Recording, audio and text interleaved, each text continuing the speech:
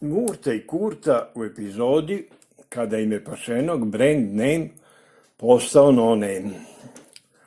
S otoka Bubanj potok, za razliku nek na Fuđi otok, sad tamo, ali baš jarko sunce prži, te otuda zapomažu i viču svi ljudi, narode probudi se jer ovo nije ona od otojuče obećana klima, Kosa potok, Fuđi otok. Sad u problemu Murat zvani Boni i Kurta mu potok, poznati ko Klejd, vele oni, pojačanje treba oma, jer politika mora da se bistri, kogod da je, jer za novi biznis otok potok treba kakav i šupljoglavi politički Titin komesar, ali ne baš bistri potok.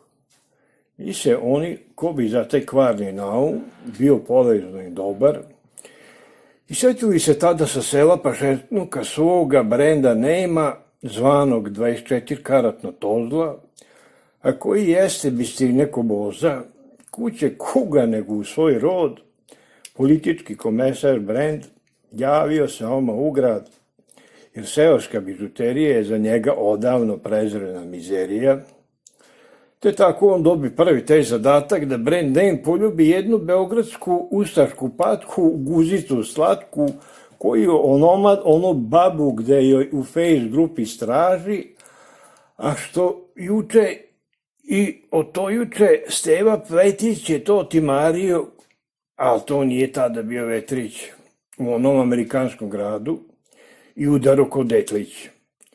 Broji pare naš brand name, baš u vreme božićnog posta, i reče im, bit će dosta. Zadovoljni Murat, a još lukavi Kurta, vele oni da će oni zadatak našem brendu da zamajava naš narod drugosrbijanskom politikom žutom, jer taj 24 karatni tozla jeste ne baš većom bistrinom nego koboza. I tako je naš brand name prodanim obrazom postao no name. Uče bruka po selu od bivšega brand name-a do sadašnjega no name-a. Vele njemu, njegov kum Đuka, moj kume, kad je muka meni vičeš, di si kume Đuka, ali kad po Beogradu jebete Đuku tada ne zovete. Posrami ga kum Đuka, I od tada doba naše narod stalno pita zašto je u našega brenda pita meka kita. A to kako je naš peto krenuo na našeg od onoma Čiroki Kokota da i svoje brke peto malko omrsi.